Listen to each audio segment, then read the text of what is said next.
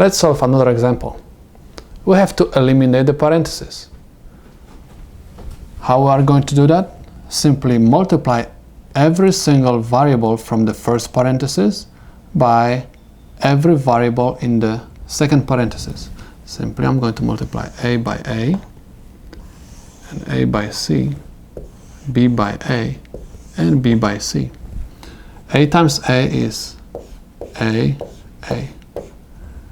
A times c is ac.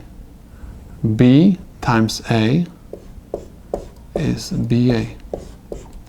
B times c is bc. A times a is a, or ac, or ba, or bc. These three terms contain a. I'm going to factorize this a, and inside of that parenthesis I'm going to have 1 or c or b or bc. 1 or anything is always equal 1.